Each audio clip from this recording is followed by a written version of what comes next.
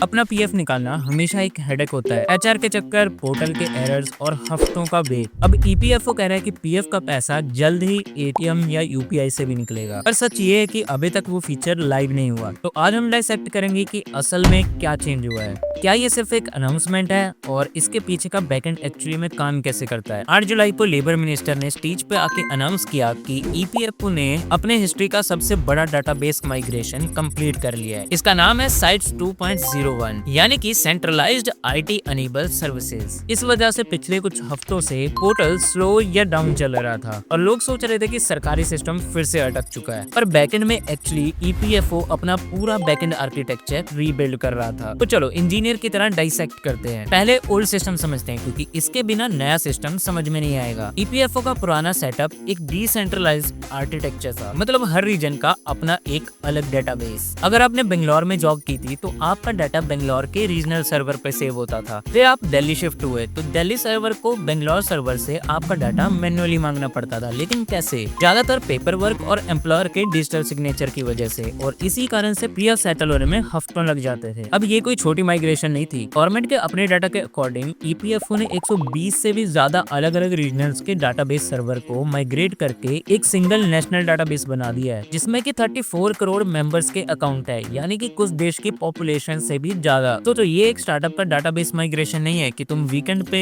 एक down time लेके काम कर लो। ये स्केल यूपीआई से भी बड़ा है in term of legacy data.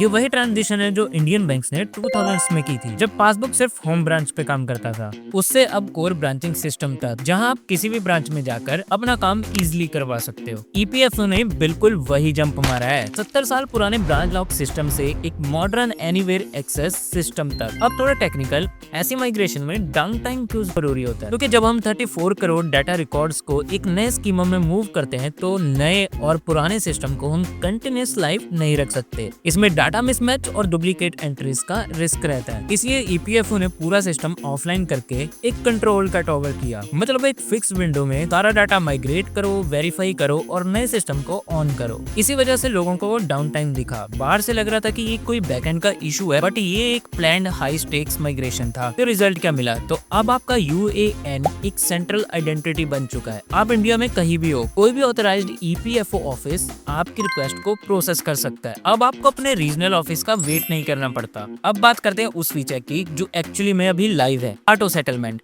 पहले जब आप इमरजेंसी के लिए या अपने घर के लिए पीएफ एडवांस मांगते थे, तब एक ह्यूमन ऑफिसर बैठ के उसे वेरीफाई करता था।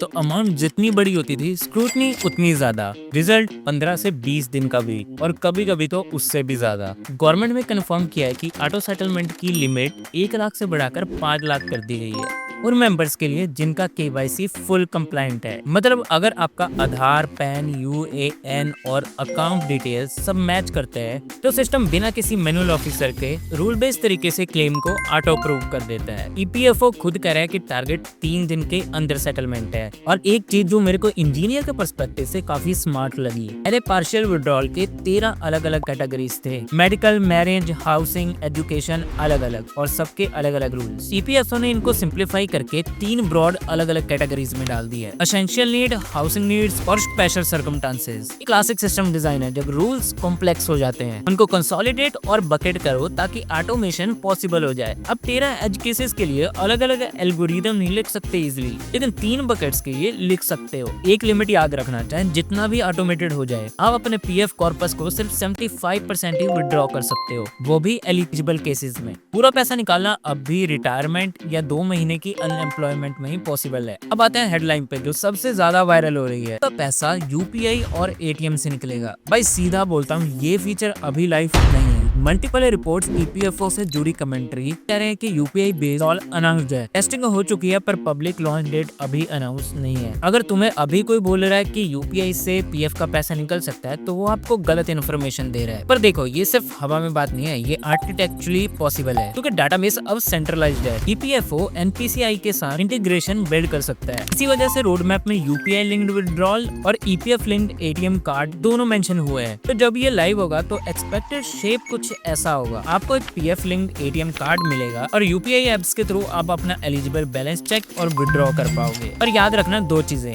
पहला एलिजिबिलिटी रूल्स वही रहेंगे, सिर्फ पेमेंट्स का चैनल बदलेगा, विड्रॉल की परमिशन नहीं। दूसरा, कोई सेपरेट यूपीआई विड्रॉल लिमिट अभी तक नोटिफाई नहीं हुई। जो भी तुम्हारा एग्जिस्टिंग एलिजिबल अमाउंट है यूपीआई से सिर्फ वही आएगा। कंफ्यूजन क्यों हुई? क्योंकि ईपीएफओ ने साइट्स माइग्रेशन जो कि रियल है और फ्यूचर में यूपीआई एटीएम रोड मैप जो अनाउंस है, दोनों सेम प्रेस इवेंट में अनाउंस किया और मीडिया ने दोनों को मिक्स कर दिया और हेडलाइंस में यूपीआई वाला पार्ट ज्यादा वायरल हो गया क्योंकि वो ज्यादा रिलेटेबल है। इंजीनियर की तरह देखो तो बैकएंड अपग्रेड शिप हो चुका है, front end feature UPI ATM वो अभी रोड मैप पे है, दोनों अलग चीजें हैं। सिस्टम अपग्रेड जेन्युइनली ब्रिलियंट है। 34 करोड़ अकाउंट्स एक आर्किटेक्चर में लाना कोई मजाक नहीं है, पर दो रियलिटी चेक यहाँ पे जरूरी है। ईपीएफओ के अपने एनुअल रिपोर्ट्स के मुताबिक 2024 से 25 में 5 में से एक क्लेम रिजेक्ट हुई, ज्यादातर आधार, पैन, यूएएन और बैंक डिटेल मिसमैच होने की वजह से। मतलब कि टेक चाहे जितना मर्जी एडवांस हो जाए, अगर तुम्हारा केवाईसी सही से नहीं है तो कोई ऑटोमेशन तुम्हें नहीं बचाएगी। तो अभी जाके अपना यूएएन पोर्टल चेक करो। दूसरा, ईपीएफ इस वक्त 8.25% का गारंटेड टैक्स फ्री रिटर्न दे रहा है, सिर्फ इसीलिए कि पैसा निकालना फ्यूचर में यूपीआई जैसे इजी हो जाएगा। इसका मतलब ये नहीं है कि इमरजेंसी ना होने पर भी तुम पैसा निकाल लो। फ्रिक्शनलेस टेक का फायदा सिर्फ इमरजेंसी के लिए है, इम्पल्स स्पेंडिंग के लिए नहीं। तो दोस्तों, टेक जो एक्चुअल इंडिया प्रॉब्लम को सॉल्व करे और उसको बिना हाइप के सही फैक्ट्स के साथ समझाना,